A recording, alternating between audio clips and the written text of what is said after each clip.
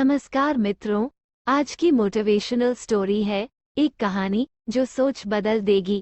चलिए शुरू करते हैं। एक राजा ने अपने सैनिकों को सड़क के बीच में एक बड़ी चट्टान रखने के लिए कहा।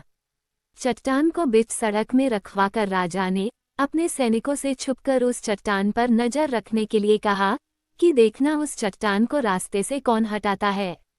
लोग उस जगह पर आते रहे और जाते रहे, लेकिन किसी ने भी उस चट्टान को रास्ते से हटाने की कोशिश नहीं की। उस चट्टान के पास से लोगों के गुजरने वालों में राजा के कुछ करीबी लोग और शहर के बड़े व्यापारी भी शामिल थे, और उनमें से कुछ लोग तो राजा को ही कोसने लगते कि क्या राजा इस चट्टान को भी रास्ते से नहीं हटवा सकता। लेकिन किसी ने भी उस चट्टान को रास्ते से हटाने का प्रयास नहीं किया। ऐसा काफी दिनों तक चलता रहा।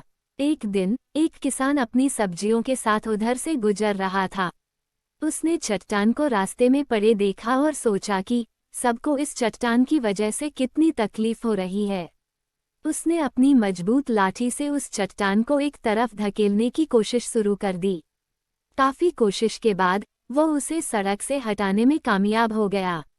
चट्टान रास्ते से हटाने के बाद किसान अपनी सब्जियों को उठाकर जाने ही वाला था कि अचानक उसकी नज़र एक पोटली पर गई जो ठीक उसी जगह पड़ी थी जहां से उसने वह चट्टान हटाए थे। उसने उस पोटली को खोलकर देखा तो उसमें सोने के कई सिक्के थे, और उन सिक्कों के साथ राजा का एक संदेश भी था जिसमें लिखा था कि ये सोने के सिक्के उनके लिए है जो इस चट्टान को रास्ते से हटाएगा। दोस्तों, बिल्कुल ठीक इसी तरह हम सबके लाइफ में भी कई परेशानियां आती है।